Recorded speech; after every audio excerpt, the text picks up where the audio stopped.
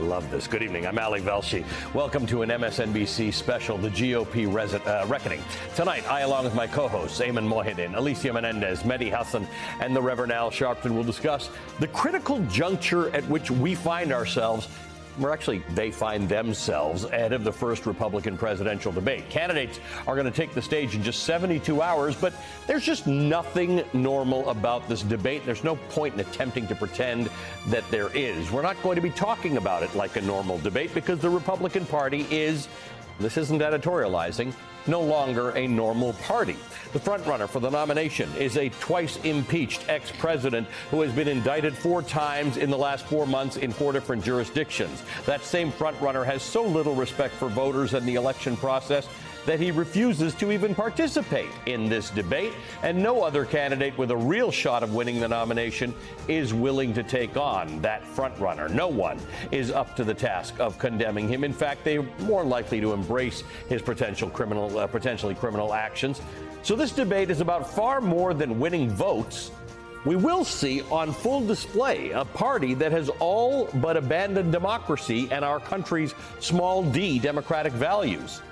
This week, we need to know whether these candidates will adhere to the rule of law, whether they'll accept the results of free and fair elections, and whether they will allow us to uphold our institutions. So that's what we're discussing tonight, not who's up or who's down. We are way beyond that.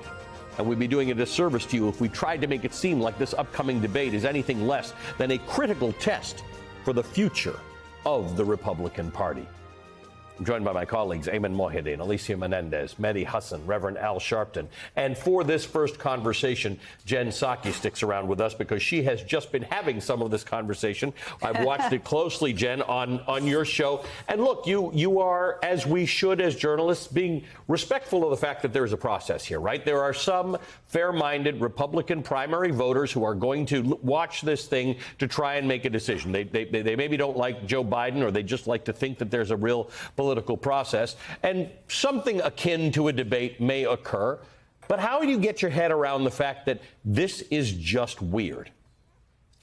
Well, I think first, it's important you stated that, as you did in your opening there, Ali, and I tried to talk about that over the last hour as well. But you're right. There are a number of candidates who seem to be going to the debate on Wednesday prepared to talk about a range of issues. And some of them could actually be kind of interesting. Where do they stand on Social Security, abortion rights? They have some differences on issues like the war in Ukraine that I know you've covered and talked about. So that is going to be happening. But there's no question. And the debate moderators, Martha MacCallum and Bret Baier, have also said this.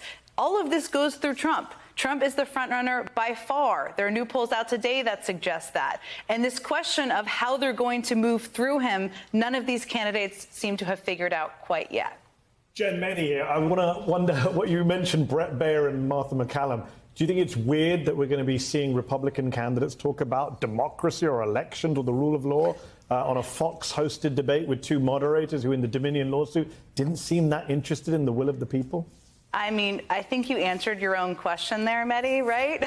But look, I think that this week is very weird for a range of reasons. What is interesting, and I will believe it when I see it, and I know you, Mehdi, and others are probably more skeptical than I am. Martha MacCallum, they've both done a bunch of interviews. She sort of alluded to this possibility that she might ask the candidates whether they think the 2020 election was legitimately won or won by Joe Biden. Again, I'll believe it when I see it, but that would be a very interesting moment. I don't think it makes all of them defenders of democracy, but it would certainly be a moment on that stage.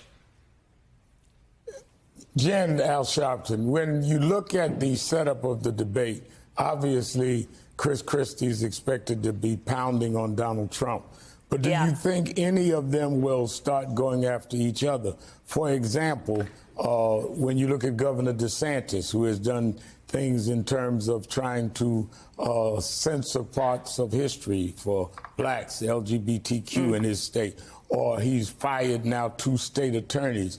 Couldn't some of them or one of them go after him, saying that in many ways he has done things that are against the interests of the people that voted in the case of the state's attorneys? Do you think any of that may happen that night?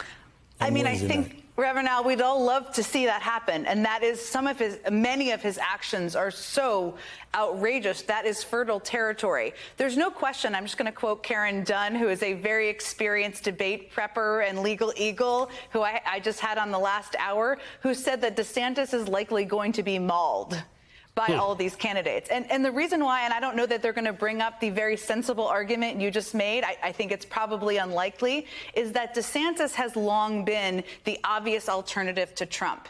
The person who many people thought at some points, November, December, could overtake Trump. But even beyond that, he still has hung in second in the place in the polls recently. But there have been movement. There has been some movement. Vivek Ramaswamy has moved up a little bit. Chris Christie has moved up in New Hampshire. They smell a little blood in the water, and I expect a lot of them are going to go after DeSantis.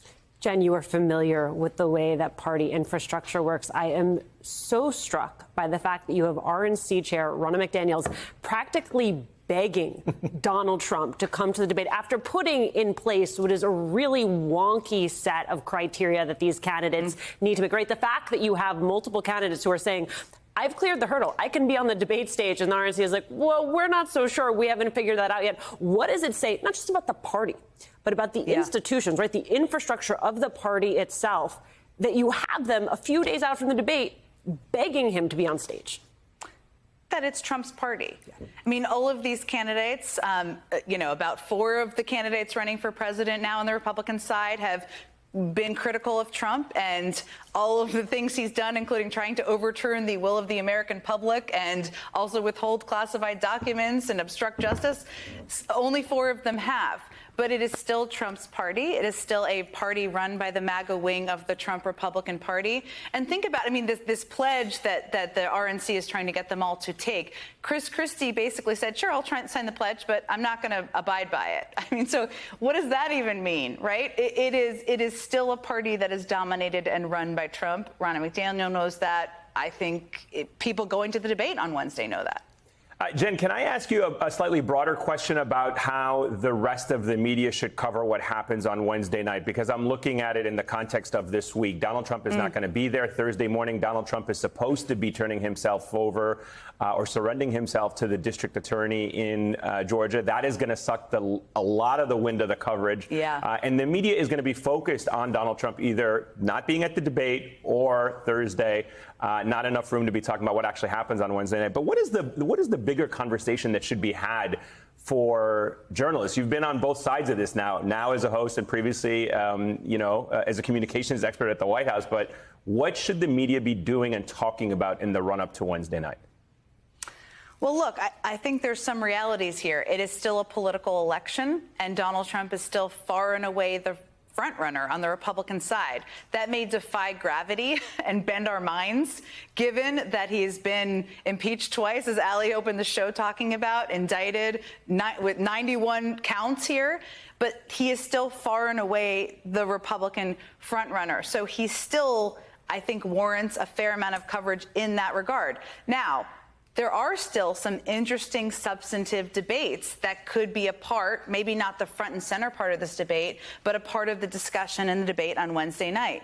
A number of these candidates have been a little wiggly on things like abortion rights. Are they all going to raise their hand and say they support a federal abortion ban? Well, that would be a moment. They are in different places on things like privatizing Social Security. They have been in different places as it relates to aid and assistance to Ukraine. I'm not naive enough to think that is going to dominate coverage or should, but that is an interesting backdrop of what could also happen on Wednesday. But I think there's no question, having been on all sides of it, as you said, the story this week is, yes, the Republican debate is happening, but the story is also that a former Republican president and the front runner has to turn himself in to a courthouse this week, reportedly maybe on Thursday. And that is still going to be the photo from history from this week, regardless of what happens on Wednesday night at the debate. And of course, Vivek Ramaswamy's main goal, I think, as he thinks about his own performance this week, is to not lose yourself. Sorry. I couldn't. You may have to resist explain why that. I know. For all of you who haven't been following Vivek Ramaswamy at one of these state fairs the other day, turned out to be an M&M fan. Turned out to be an M&M fan. We need a little rap of "Lose Yourself." What you don't know is that Ali has also done that rap at some point. Yeah, that's right. That's in front of friends and it'll be something he to watch. did it much better. I'm sure he did. Jen, good to see you. Thank you, my friend, for sticking Great to around see you after a guys. great Have a great show of your own.